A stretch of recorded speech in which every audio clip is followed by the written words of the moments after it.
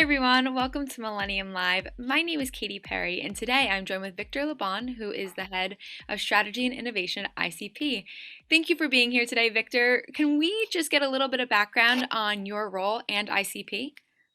Absolutely. First of all, thank you for having me. So talking about ICP as a company, first of all, we are a global consulting and services company, and we operate in the broad space of marketing operations and creative operations, which is really where the intersection of people and process and technology all come together. And what we do is we help our clients and some of the world's largest and best known brands achieve that marketing harmony and orchestrate those business outcomes. For myself personally, I've been with ICP for ever. I've done most roles that exist along the way for the last 13 years or so. And really, my job as Chief Innovation and Strategy Officer involves helping to answer some of the trickiest questions that our clients have for us, and then ask some tricky questions in return to get towards those outcomes, usually with the help of a whiteboard or three. And it's a lot of fun along the way. That's wonderful. So, you just said something about these outcomes. So, can you give us a little bit more information on that and the types of companies and the brands that you do work with? Absolutely. So first of all, the kind of companies we work with tend to be large multi-brand and multi-region companies. The outcomes that we help them to achieve can range from digital commerce or more effective and efficient content creation and operations, or the connection of technologies that all come together. So a big part of this is not just the technology stack and how it's put together, but really how that technologies and those processes leveraged within an organization to achieve that particular outcome. And obviously, one of the big challenges that is currently going on right now with the COVID, and I'm probably going to get through this interview a few times by mentioning that, is really the realms of digital commerce and how that's really upended how a lot of businesses have to transform and to shift from their own internal operations. So, I mean, again, these are challenges that have been around for a while, but there's now a real urgency, in a sense, for companies to get their internal house in order and really make sure that they operate in an agile way, in a dynamic way, and harmonize their own internal operations to get to an outcome, whether it's better consumer engagement, better bottom line sales or growth, better use of technology, or better internal alignment and communication. Yeah, absolutely. So you brought up COVID, which is obviously such a hot topic still. And I know that the teams and the brands that you work with are very diverse. So how would you say that the last 12 to 18 months really impacted priorities and resources in a more broad idea? It's a good question. I guess it depends on the company itself. So, some of the companies we have been working with have invested quite a lot over the years to get their foundational infrastructure in place. Again, not just technology infrastructure, but people and process infrastructure. And for those who have been investing heavily over the years, that's starting to pay off in spades, right? So they've got the baseline infrastructure in place, and they've been able to really be nimble and agile in responding to the changing needs.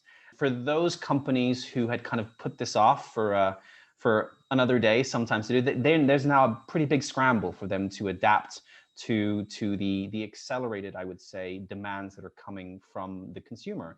And really, I think talking about consumer behavior, that's really been, well, two big challenges, one external and one internal. The external one is just the changing nature of the consumer behavior and expectations, where consumers, you have to be online, and they expect, and rightfully so, a seamless experience, whether you're engaging with your brand online, offline, third-party site, it doesn't matter. Consumers really expect a high level of engagement. So that's one of the biggest challenges, that a shift in consumer spend, consumer engagement and behavior. And of course, what's happened at the same time is that internally, companies have had to completely transform how they operate as a business when everyone's had to shift to working from home, working remotely. So you've got a perfect storm of both of these things happening at the same time. And one thing I just want to highlight, though, is that these trends of changing consumer behaviors and flexible working and getting teams who wouldn't normally overlap to work harmoniously together is not something new. It's something that has been happening for a number of years, but really, the pandemic has just accelerated that trend massively. And once we come out of this, hopefully that'll be soon, and I know this is different in different parts of the world, That trend is still going to continue even further with that. So brand owners have been struggling with making the most with what they have already, really being efficient as they do so, and really all pulling in the same direction and making sure that everyone knows what they're supposed to be doing. They've all got the same goal and vision, mission and purpose.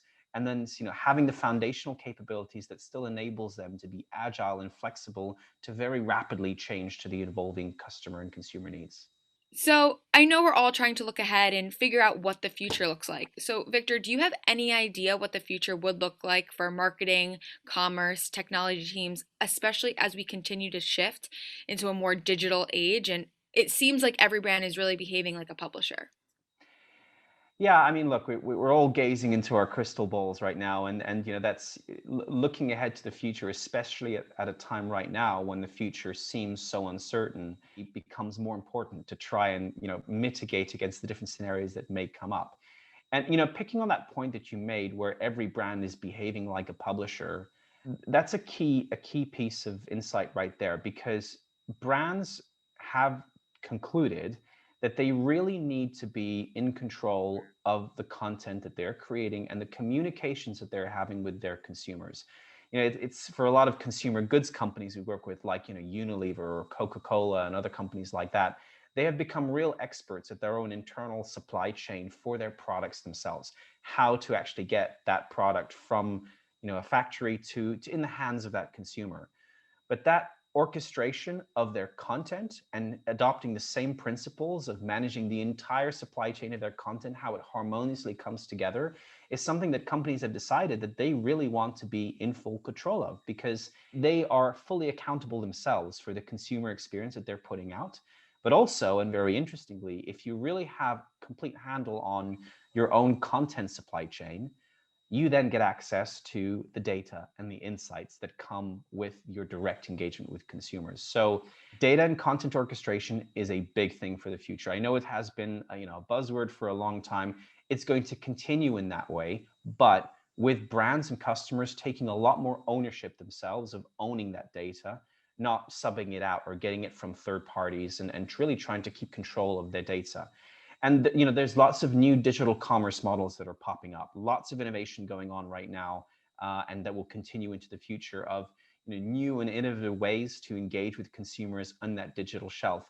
I likened it the other day to a CMO of another big organization, to the early days of when the mobile phone first came out. It was new and people were experimenting with new ways of connecting and engaging in communication. And when it comes to digital commerce, that's kind of where we are right now.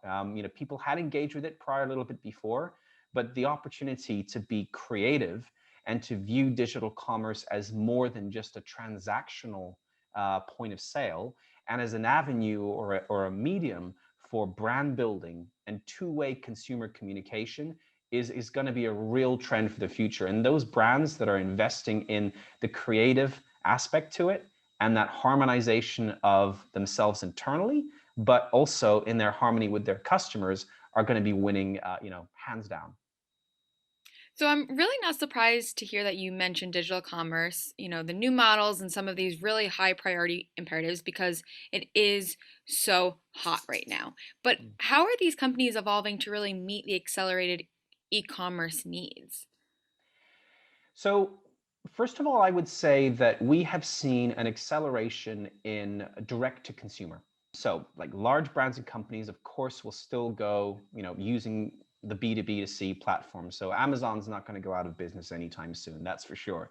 But what companies have seen is that having a mix and a blend of different commerce strategies really gives them flexibility to so that consumers can decide how they want to engage with that brand or that product. So having a really fluid mix of B2B to C commerce going through another commerce provider, but also have the ability to connect and engage and have that interaction direct with their consumers has been a big shift that we've seen.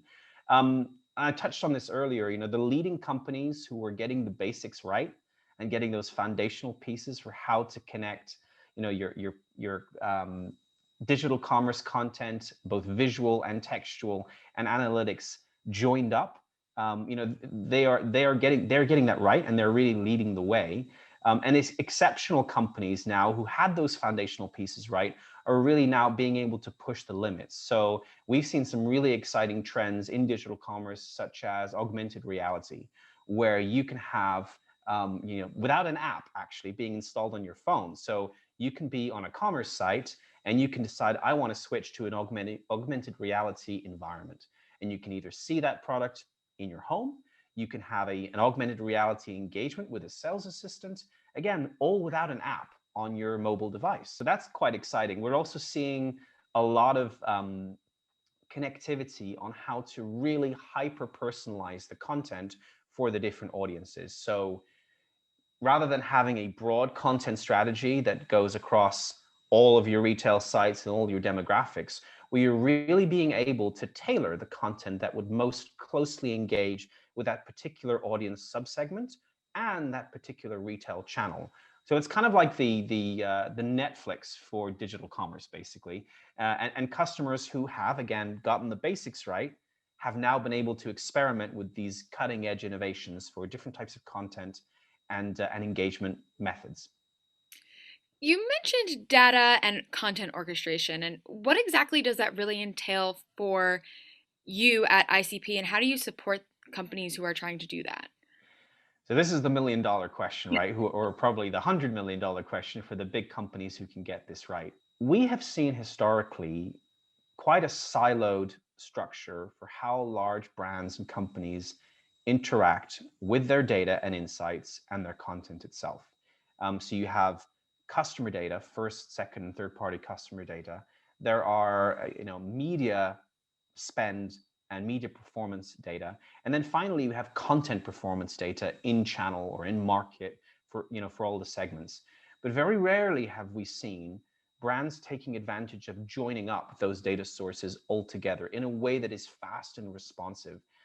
We see sometimes questions that are asked, okay, I need to develop a new strategy or positioning or campaign, and then that'll go off, that'll be a brief that'll be sent to an insight agency, and it'll take sometimes weeks or months to actually pull together those insights.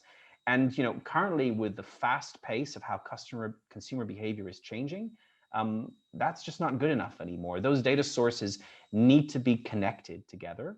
They need to come together in an environment that's going to get the right insight almost before you ask the question. So in near real time or anticipate it. And then finally, it's to then segment those data and insights into the right stage of the content creation lifecycle. So if I'm putting together a strategic campaign that's going to launch in 6 months or 12 months time, having that insights of what's trending on Twitter at 9 o'clock yesterday, that's not going to be super relevant or useful for me. So really having the right data and insights connected to the content that you're producing quickly so that you can take action and it can be really valuable and useful. And what we do at ICP is really how to help companies orchestrate really a lot of the stuff that they have already.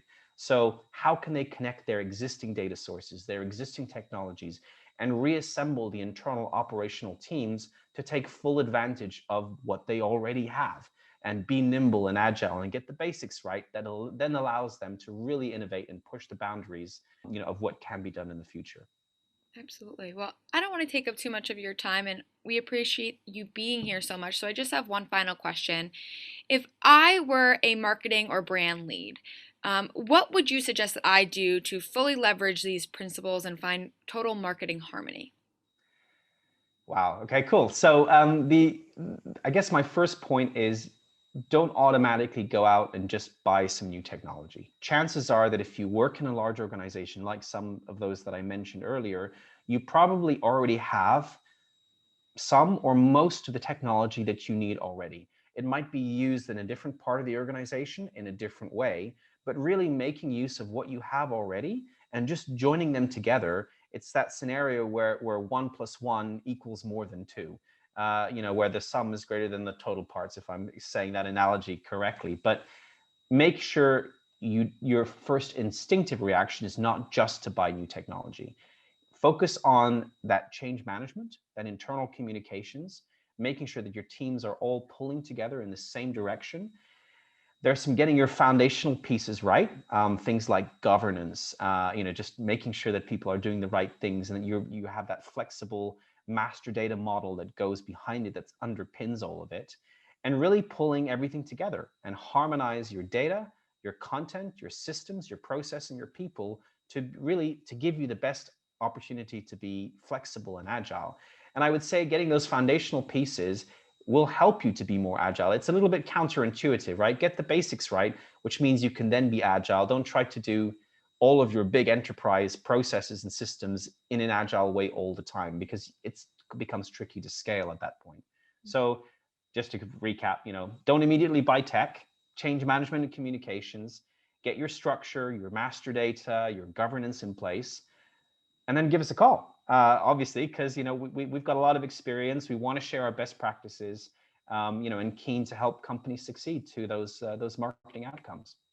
Well, great. Thank you so much, Victor, for joining us. And it was a pleasure learning more about ICP. And we hope to have you back again. Thank you very much, Katie.